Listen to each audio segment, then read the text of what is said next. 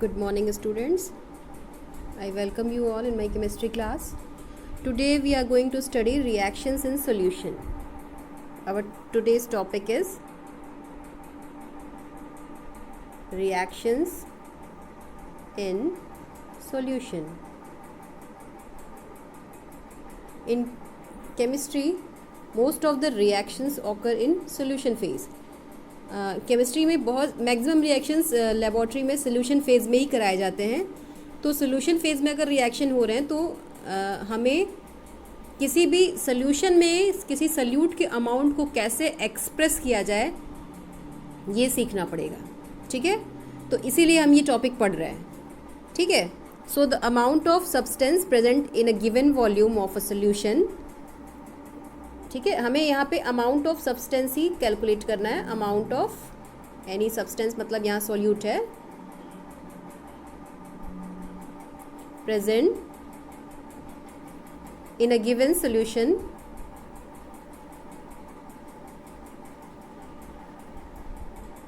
Can be expressed in 4 ways. 4 तरीके से उसको हम लोग एक्सप्रेस कर सकते हैं. What are that ways? The first one is mass percent. ठीक है, स्टूडेंट्स फिज़िक्स में तो मास और वेट हमारे लिए अलग होता है, लेकिन हमारी केमिस्ट्री में मास और वेट में कोई बहुत फ़र्क नहीं होता. मास और वेट को एक ही मान के चलते हैं. ठीक है, तो आपको मास परसेंट कहा जाए या वेट परसेंट कहा जाए, इसका मतलब एक ही है. ठीक है, इसका मतलब क्या हुआ? This is weight by wait और mass by mass.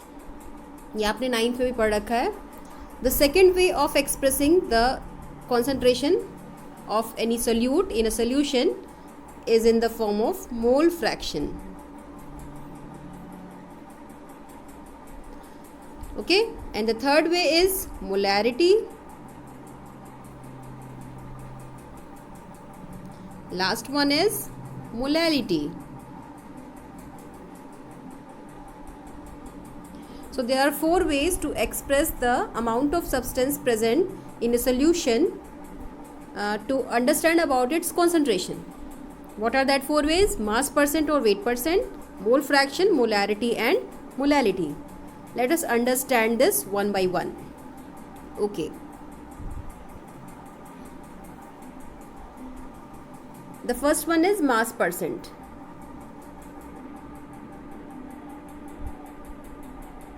What is the formula for calculating mass percent? Mass percent is equal to, as the name indicate, आपको समझ में आ रहा होगा. मास परसेंट का मतलब है कि सोल्यूशन में सल्यूट का मास की परसेंटेज जैसे नॉर्मली निकालते हैं वैसे इसको निकाल लेंगे. It means mass of solute, mass के लिए मैं सिर्फ m लिख रही हूँ, mass of solute divided by mass of solution into 100. So this is the formula for calculating mass percent. Mass of solute divided by mass of solution into 100. ठीक है, जैसे आपसे कहा गया एक सोल्यूशन बनाया गया है जिसमें 2 ग्राम किसी सब्सटेंस का ऐड किया गया इन 18 ग्राम ऑफ वाटर. ठीक है, अब आपको मास परसेंट कैलकुलेट करना है. तो वाटर हमारा हो गया सॉल्वेंट, दिस इज वाटर, और ये सब्सटेंस है, मान लीजिए ये ए है, इसका 2 ग्राम डाला गया. ठीक है, ये हो गया हमारा सल्यूट. ठीक, तो अभी आपने सल्यूट को मिलाया किस में? सॉल्वेंट में, तो क्या बन गया? सोल्यूशन. तो अगर मैं आपसे टोटल अमाउंट ऑफ सोल्यूशन पूछूं तो कितना हो जाएगा? That will be 18 + 2 and that is equal to 20. ठीक है, तो अब आपको मास ऑफ सोल्यूट तो ऑलरेडी पता है 2 ग्राम. अब मास ऑफ सोल्यूशन कितना हो गया? 18 + 2 दैट इज इक्वल टू 20. तो क्या आप इसका परसेंटेज नहीं निकाल लेंगे? You can easily calculate the percentage. Mass percent 2 divided by 20 into 100. What will be the value? This will be 10% solution. ठीक है, ये 10% mass percentage हो जाएगा. ठीक है, this one is the first one. Second way of expressing it, let us see this. That is mole fraction. Second one is mole fraction. As the name indicates, it is fraction of what? Moles. ठीक है। तो moles तो हम लोग जानते ही हैं, moles एक amount of substance को एक्सप्रेस करने के लिए एक ऐसा ही यूनिट है, हमारा एक फिक्स नंबर है, ठीक है। तो अभी हम मोल के फ्रैक्शन की बात कर रहे हैं। इसका मतलब अगर किसी रिएक्शन, किसी सोल्यूशन में दो चीज़ें इन्वॉल्व हो रही है, मान लीजिए दो चीज़ों को मिला के सोल्यूशन बनाया गया, ए और बी को मिला करके सोल्यूशन बनाया गया, ऐसे सोल्यूशन को हम लोग बाइनरी सोल्यूशन कहते हैं, विच हैज़ टू कंपोनेंट्स, ठीक है। तो ए और बी को मिला करके सोल्यूशन बनाया गया, सोल्यूशन बन गया ए बी। अब आपको पूछा जा रहा है कि what is the mole fraction of A and what is the mole fraction of B, मतलब इसके कॉन्सेंट्रेशन को एक्सप्रेस करने के लिए हम लोग मोल फ्रैक्शन का इस्तेमाल करेंगे, ठीक है। What is the mole fraction? Mole fraction is the ratio of moles of particular component to the total number of moles of solution, ठीक है। मोल्स को हम लोग स्मॉल एन से रिप्रेजेंट करते हैं। अभी अगर हम स्मॉल एन से तो मोल्स को रिप्रेजेंट करते ही हैं, लेकिन अगर हम ए के मोल्स की बात करें तो इसको एन ए सिंबल देंगे, और अगर बी के मोल की बात करें तो इसको एन बी सिंबल देंगे, ठीक है। तो अभी हम मोल फ्रैक्शन समझने की कोशिश करते हैं। तो हमें पहले मोल फ्रैक्शन ऑफ ए देखना है, फिर मोल फ्रैक्शन ऑफ बी देखना है, ठीक है। तो मोल फ्रैक्शन ऑफ ए क्या हो जाएगा? The number of moles of A divided by total number of moles in the solution, ठीक है, या moles of solution। और अगर NB देखा जाए तो ये क्या हो जाएगा? नंबर ऑफ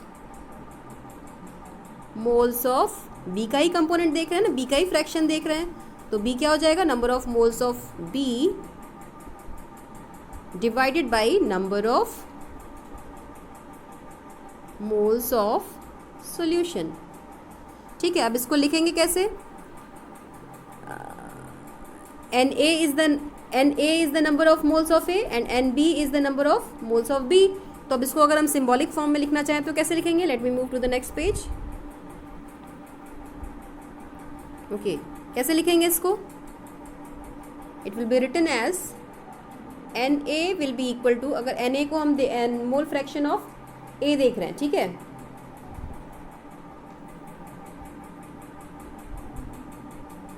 मोल फ्रैक्शन, अभी हम फ्रैक्शन लिखने जा रहे हैं, ठीक है। तो उसको as it is mole fraction ही लिखते हैं। मोल फ्रैक्शन ऑफ ए, ये क्या हो जाएगा? Number of moles of A divided by total number of moles, that is n A plus NB. So this is mole fraction of A. And what will be the mole fraction of B? ये आप calculate कर सकते हैं। Mole fraction of B will be equal to NB divided by NA plus NB. ये N क्या है? ये number of moles है। अगर A लिखा है तो number of moles of A है, अगर B लिखा है तो number of moles of B है, ठीक है। तो मुझे लगता है मोल फ्रैक्शन आपको समझ में आ गया होगा। Let us move towards the third method of expressing the concentration of a substance in a solution, which is very important method, the most important method, that is molarity.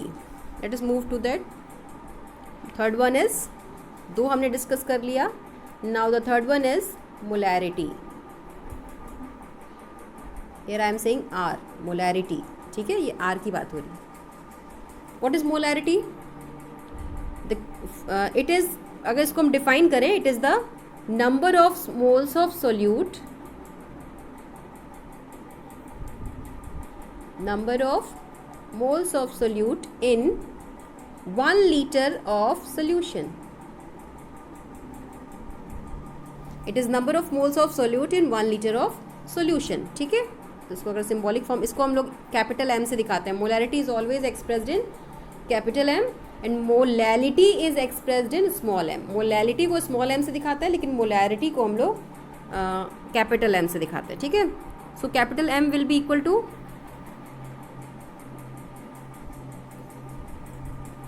number of moles of solute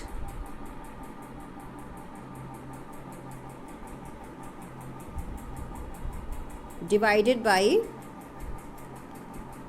volume of solution in liters, ठीक है।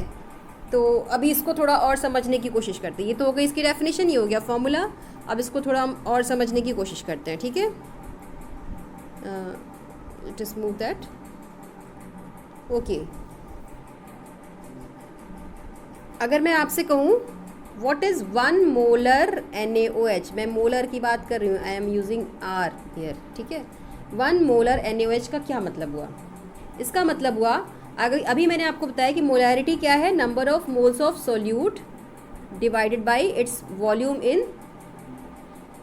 Volume of solution in litre. ठीक है, solution का volume है ये, and this is number of moles of solute. This is for solute and this is for volume of solution in litre. ठीक है, तो अभी 1 मोलर NaOH का मतलब हो गया कि ये अमाउंट लीटर में होगा. 1 litre will be it will B 1 litre. ठीक है, और ये कितना होगा? अभी ये अगर हमारा मोलैरिटी 1 मोल आ रहा है, इसका मतलब ये दोनों क्वांटिटीज़ 1 होंगी ना, तो ये दोनों क्वांटिटीज़ 1 होंगी, इसका मतलब वॉल्यूम होगा 1 लीटर और नंबर ऑफ मोल्स क्या होंगे? 1 मोल. इसका मतलब इफ़ 1 मोल ऑफ NaOH और sodium hydroxide is present in 1 litre of solution. Solution मतलब सोडियम हाइड्रोक्साइड में क्या मिलाया गया? वाटर मिलाया गया है. जहाँ कहीं भी कुछ भी मेंशन नहीं होता है वहाँ हम वाटर ही एज अ सॉल्वेंट मानते हैं. ठीक है, और वैसे भी किसी भी चीज़ को डाइल्यूट करने के लिए हम लोग, उसकी कॉन्सेंट्रेशन को चेंज करने के लिए हम लोग सबसे ज़्यादा इस्तेमाल वाटर का ही करते हैं. ठीक है, सो 1 मोल ऑफ किसी भी इस तरीके का एसिड बेस को अगर हम डाइल्यूट करते हैं तो हम वाटर का इस्तेमाल करते हैं. 1 mole of NaOH is present in 1 litre of solution. 1 molar NaOH का मतलब ये हुआ. ठीक है, अच्छा, अब अगर मैं आपसे कहूँ व्हाट इज 0.2 मोलर NaOH, अब आपको कुछ समझ में आना चाहिए. व्हाट इज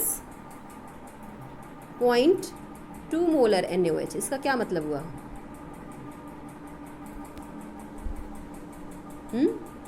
0.2 मोलर NaOH का मतलब हुआ वैल्यू शुड कम 0.2. ठीक है, तो वॉल्यूम तो 1 लीटर ही रहेगा. ठीक है, लेकिन नंबर ऑफ मोल्स क्या होने चाहिए? 0.2. तभी ये वैल्यू कितनी आएगी? 0.2. ठीक है, it means 0.2 molar NaOH means 0.2 moles of NaOH is present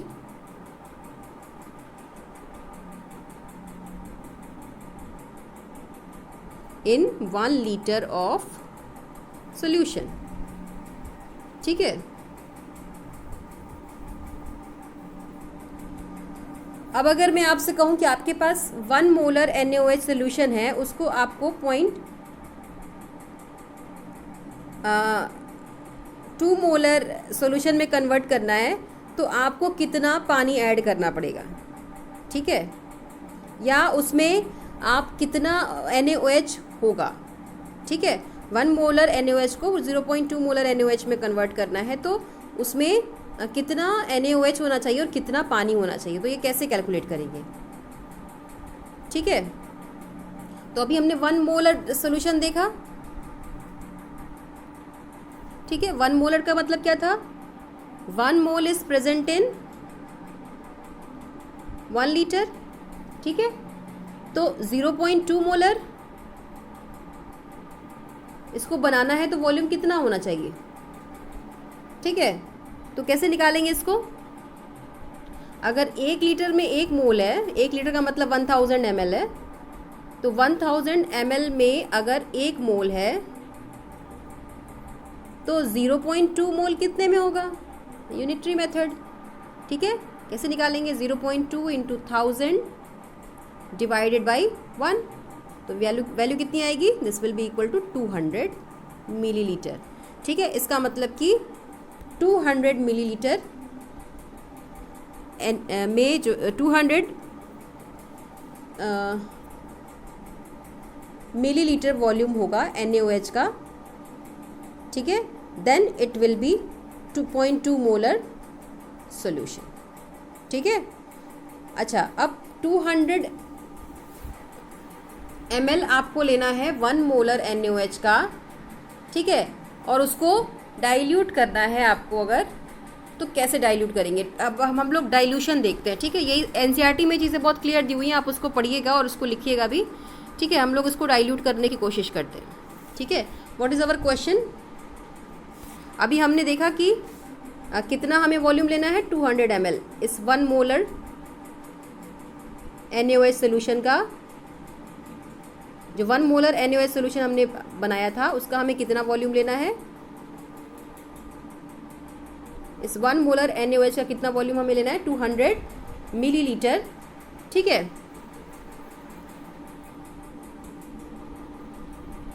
तब हम इसको 0.2 मोलर NaOH में कन्वर्ट कर पाएंगे।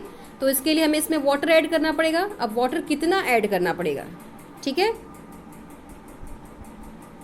ये कैलकुलेट करने के लिए हम लोग पहले इसको 1 लीटर में हमें अल्टीमेटली सोल्यूशन बनाना कितना है, 1 लीटर बनाना है, ठीक है। तो ऐसे कैलकुलेशन को करने के लिए हम एक फॉर्मूला यूज़ करते हैं, M1V1 is equal to M2V2, ठीक है। यहाँ पे M1 हमारा क्या है,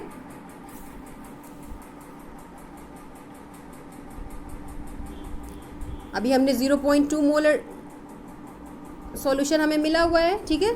तो 0.2 मोलर वॉल्यूम हो जाएगा हमारा 1000 ml या 1 लीटर, ठीक है। अब इसको हमें 1 लीटर बनाना है, इसको हमें 1 मोलर में कन्वर्ट करना है। मतलब 1 मोलर का हम कितना वॉल्यूम ले कि वो 0.2 मोलर में कन्वर्ट हो जाए, ठीक है। तो 0.2 मोलर में कन्वर्ट करने के लिए हमें 0.2 मोलर में हमें कन्वर्ट करना है, उसका वॉल्यूम हमारे पास है 1000 ml, ठीक है। अब हमें इसको 1 मोलर का कितना वॉल्यूम ले जिससे कि वो इस फॉर्म में कन्वर्ट हो जाए, ठीक है। तो हमें ये वॉल्यूम कैलकुलेट करना है। तो वॉल्यूम क्या हो जाएगा, 0.2 into 1000 divided by 1, again value will come 200 ml, ठीक है। तो 200 ml आपको वॉल्यूम लेना है। जो कैलकुलेशन मैंने पहले की ये भी वही कैलकुलेशन है, यहाँ ये सिंपली फॉर्मूला बेस्ड है, M1V1 is equal to M2V2। इस पे बेस बहुत सारे क्वेश्चंस मिलते हैं, इसमें कुछ नहीं करना है आपको, एक कॉन्सेंट्रेशन मतलब एक मोलैरिटी और एक वॉल्यूम दिया हुआ होगा, आपको दूसरे की भी मोलैरिटी दी होगी, वॉल्यूम कैलकुलेट करना होगा, या कई बार वॉल्यूम दिया होता है मोलैरिटी कैलकुलेट करना होता है। It is simple formula based question, M1V1 is equal to M2V2। आप इस पे बेस्ड क्वेश्चन वगैरह आगे सॉल्व करोगे तो आपको ये और अच्छे से क्लियर हो जाएगा, ठीक है। इसमें कुछ नहीं करना है। इस क्वेश्चन में हमने किया क्या है मैं आपको फिर से समझाती हूँ, I think there should be some confusion. 0.2 यहाँ पे हमारा M1 है 0.2, V1 है 1000 ml, ठीक है। अब इसको हमें 1 मोलर बनाना है, तो M2 विल बी 1 मोलर और उसका वॉल्यूम कितना हमें लेना है, ठीक है। 1 मोलर सोल्यूशन का हमें कितना वॉल्यूम लेना है कि वो 0.2 मोलर में कन्वर्ट हो जाए, ठीक है। तो उसके लिए हम कैलकुलेशन यही करेंगे, M1V1 is equal to M2V2। M1 will be 0.2, V1 will be 1000, M2 1 है, V2 कैलकुलेट करना है, V2 will be equal to 200 ml, ठीक है। इस बहुत ही सिंपल सा फॉर्मूला है, फॉर्मूला बेस्ड क्वेश्चन इस पे मिलते हैं। तो अभी तो मुझे एनसीईआरटी में इसमें क्वेश्चन नहीं दिख रहे हैं, लेकिन अगर एग्जाम्पल में भी कोई ऐसा क्वेश्चन नहीं है, लेकिन आगे कभी भी ऐसा आएगा तो हम लोग उसको डिस्कस करेंगे, ठीक है। चलिए लेट अस मूव फर्दर।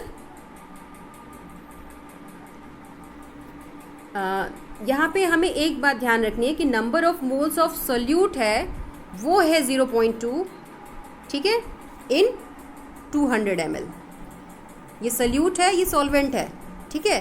तो नंबर ऑफ मोल्स ऑफ जो सोल्यूट है that is 0.2 moles in 200 ml, ठीक है। और ये हमेशा सेम रहेगा क्योंकि आपको डाइल्यूशन सोल्यूट को ऐड करके नहीं करना है, आपको डाइल्यूशन पानी को ऐड करके करना है। जैसे अगर आपको मैंने चीनी और पानी दिया, चीनी ऑलरेडी घुली हुई है उसमें, मैं आपसे कह रही हूँ मीठा कम कर दीजिए, तो क्या आप उसमें शुगर ऐड करेंगे?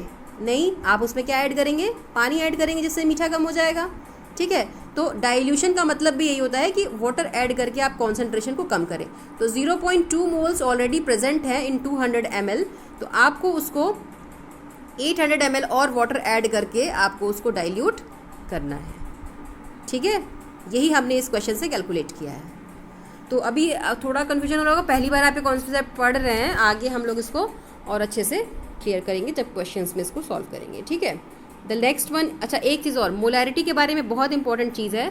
मोलैरिटी का अभी हमने फॉर्मूला देखा, molarity is what, it is number of moles of solute in divided by volume of solution in 1 litre. तो यहाँ नंबर ऑफ मोल्स और वॉल्यूम की बात हो रही है, ठीक है। And we know volume is temperature dependent. Volume हमेशा टेम्परेचर पर डिपेंड करता है। चीज़ों का वॉल्यूम टेम्परेचर बढ़ाने पे एक्सपेंड करता है कुछ चीज़ों का, और कुछ चीज़ों का एक्सपेंड नहीं करता। Water is having abnormal behaviour, ठीक है। लेकिन किसी भी चीज़ का अगर आप टेम्परेचर बढ़ाते हो तो वॉल्यूम बढ़ता है, ठीक है। तो volume is temperature dependent, that's why molarity is also temperature dependent. ये बात याद रखिएगा, ठीक है। मोलैरिटी इज़ टेम्परेचर डिपेंडेंट, ठीक है। आगे बढ़ते हैं। The last one is molality. Molality is expressed by small m। The fourth way is molality. दोनों के स्पेलिंग में सिर्फ L और R का फ़र्क है। Molality is expressed through small m। कुछ नहीं है, सब कुछ सिमिलर है, बस थोड़ा सा अंतर है। वहाँ भी number of moles of solute था, number of moles of solute वहाँ क्या था, इन 1 लीटर ऑफ सोल्यूशन, है ना, divide by volume of solution in litre. यहाँ पे हम लोग लिखेंगे number of moles of solute divided by mass of solvent, not the solution. Mass लिखना है, वॉल्यूम नहीं लिखना है। वो भी किसका लिखना है, सॉल्वेंट का लिखना है। और अब जब मास लिख रहे हैं तो लीटर में तो नहीं लिखेंगे, तो लिखेंगे हम लोग केजी में, ठीक है। तो मोलैलिटी क्या हो गई, number of moles of solute divided by mass of solvent in kilogram, ठीक है।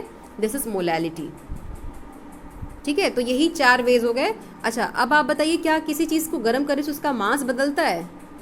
मास तो नहीं बदलता। So mass is not temperature dependent quantity, that's why molality is also temperature independent. ये टेम्परेचर पे डिपेंड नहीं करता, ठीक है। तो अगर मैं आपसे पूछूं मोलैलिटी और मोलैरिटी में क्या डिफरेंस है, तो 2 डिफरेंस तो आप सिंपली ऐसे ही बता सकते हो दोनों के फॉर्मूला से। Molarity is mass of solute present in, sorry, molarity is number of moles of solute present in 1 litre of solution. Formula लिख दीजिए, number of moles of solute divided by volume of solution in litre. And molality is number of moles of solute present in 1 kilogram of solvent, ठीक है। इसका मतलब molality is number of moles of solute divided by mass of solvent in kilogram. Definition लिखिए दोनों की, formula लिखिए दोनों का। और तीसरा डिफरेंस हो गया, molarity is temperature dependent quantity while molality is temperature independent quantity. तो 3 डिफरेंस हो गए। तो आज की क्लास में आप सबकी डेफिनेशन, सबके फॉर्मूलाज, और जो मैंने 1 मोलर NaOH के बारे में बताया और 0.2 मोलर NaOH के बारे में बताया, उसको आप NCERT से देख करके क्लियरली लिखेंगे। और मोलैलिटी और मोलैरिटी में मुझे 3 डिफरेंसेस लिखे हुए दिखाने हैं आपको, ठीक है। So that's all for today, thank you very much.